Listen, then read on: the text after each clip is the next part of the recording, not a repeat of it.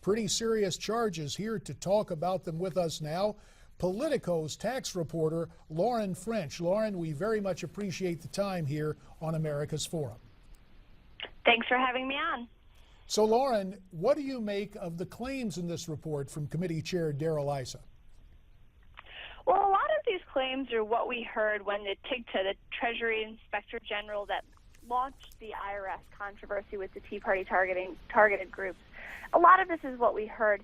And Darrell Issa, who chairs the House Oversight Committee, really just put a singular person onto those allegations. So this is his attempt to really put the blame on Lois Lerner. She's the former head of the division at the IRS who did target those Tea Party conservative groups and has really become the main focus for congressional Republicans for, holding IRS accountable, and she's the one that they're very much going after. They want to hear her testimony, and that's what this report was mostly about. It was laying blame on a singular person. Well, Lauren, you had the situation where initially we heard from the IRS it was a field office in Cincinnati, and then you have Ms. Lerner showing up in front of the committee taking the Fifth Amendment, but not until she gave a lengthy speech, basically saying that she had done nothing wrong. Now it appears she has doubled back, at least through counsel, and says, hey, there could be something to this. So is Chairman Issa's report on target? That's a really good question. What's still unknown, because one, these congressional investigations have not finished yet, and because we haven't heard Ms. Lerner give her testimony yet, is how much is she really to blame for what happened? Absolutely, we now know that her initial assertion that it was just field-level agents in Cincinnati, we know that's not true. We knew people in Washington knew about it. And what it's going to come down to is it poor management, or did she do something illegal at the IRS? Did other IRS officials do something illegal? But beyond the targeting, what's really coming up now is whether she lied to congressional investigators, whether she lied to Congress, which could be a much more serious charge when we're talking consequences, either civil or criminal consequences, than anything that actually happened at the IRS. And that's where you see Darrell coming in and talking about a contempt vote. And, members of the committee, you have Jim Jordan, a Republican, Jason Chaffetz, really focusing on that they felt misled or straight out lied to by Ms. Lerner. It's worth noting, just to amplify this, John, what Lauren is saying about lying to Congress.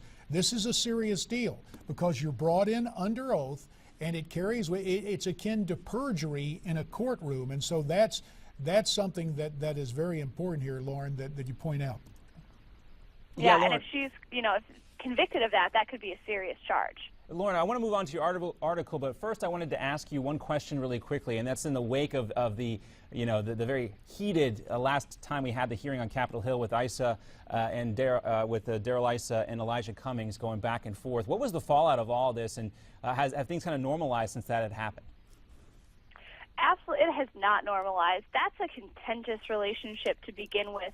Even before you got into the Tea Party stuff, Darrell Issa and Elijah Cummings didn't have a close working relationship, and it's really frayed since the Lois Lerner hearing earlier this month.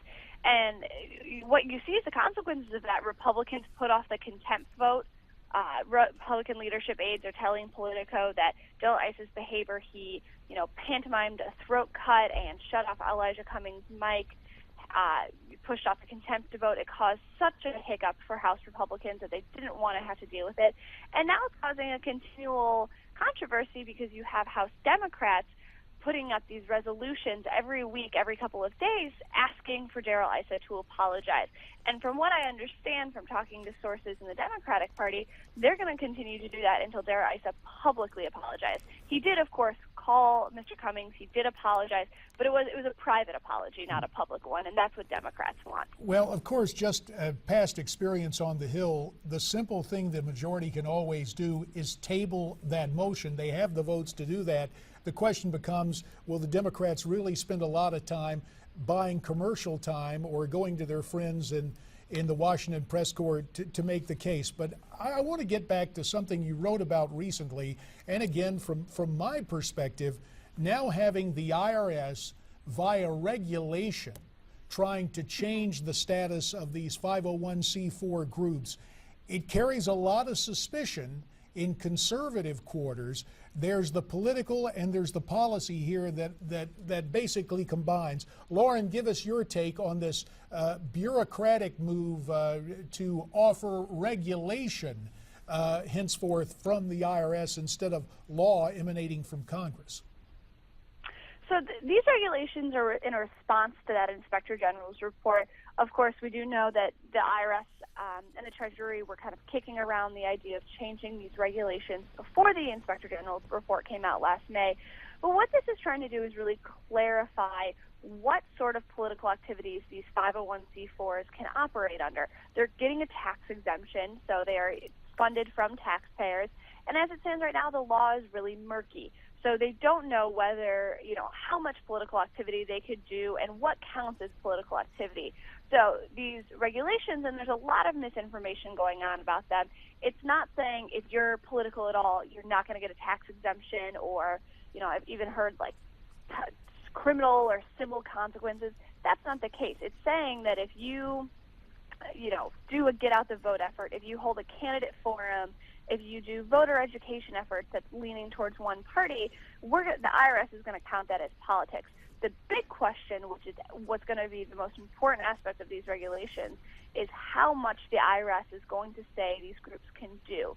There's a difference in the statutory language versus the law about how much is acceptable, and that number is going to be really important because it could really change what various groups do, especially with the inclusion of the get out the vote effort things as is now considered politics. Lauren, just one note on this. By regulation, it doesn't go in and change the status of previous groups that have been given the 501c4 status, does it? It doesn't. If you're a 501c4 right now, you're going to continue to be a 501c4 as long as you fit into the regulations, the guidelines they set. If you're, pick your political organization here, and 75% of what you do is political activity as defined under these new regulations, you're going to lose your tax exemption. You will no longer be able to claim that exemption. But if you're, at 49% or 48%, you're going to be absolutely fine. You're going to keep doing what you're doing. And it's really all about that number, because these groups, the reason they get a tax exemption is because they're supposed to be social welfare groups.